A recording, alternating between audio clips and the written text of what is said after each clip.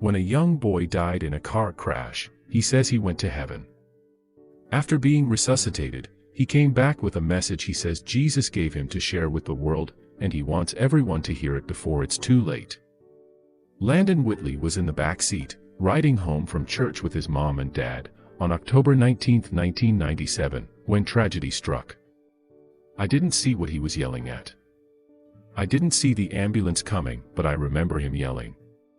That was the last thing I heard from him, Julie Kemp, Landon's mom recalled, according to Fox News. The she is referring to was her husband Andy, and the ambulance she speaks of broadside their car in an intersection. Landon was just 8 years old when the ambulance, returning to its station, T-boned his family's car at an intersection. His dad died instantly. Rescuers stabilized Julie but didn't realize Landon was also in the car. They couldn't see his body because of the damage that was done to the driver's side of the car, and Landon was sitting behind his dad, Julie explained. When they saw Landon's shoe, however, they began to search for a child's body, CBN reported. They eventually found Landon, but he wasn't breathing. Resuscitation efforts began immediately, then he was life-flighted from the scene. He died 2 more times that day. Each time, he was brought back to life, but he wasn't out of the woods. They told me that if he lived, which did not look good, but that if he lived, that he would be like an 8-year-old baby, Julie recalled. He would not know how to walk or talk or to eat because of all the brain damage. I was so desperate that was okay.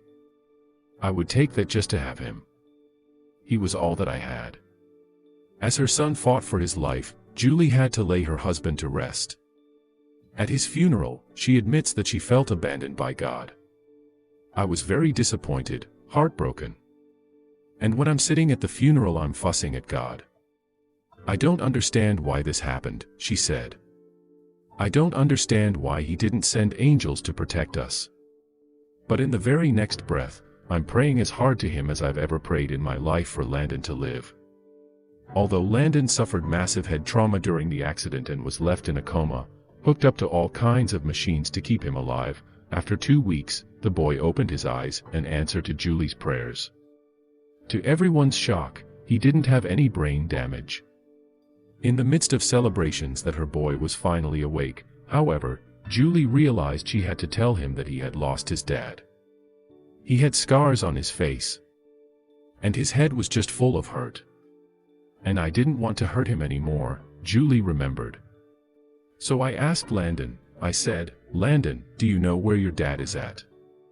And he told me, yes, I know where he's at. I saw him in heaven. That's not all Landon saw in heaven, either.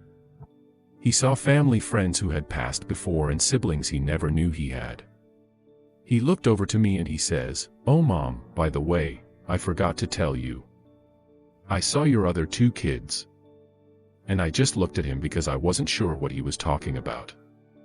But I had 2 miscarriages before Landon was born. And he saw them in heaven, Julie said.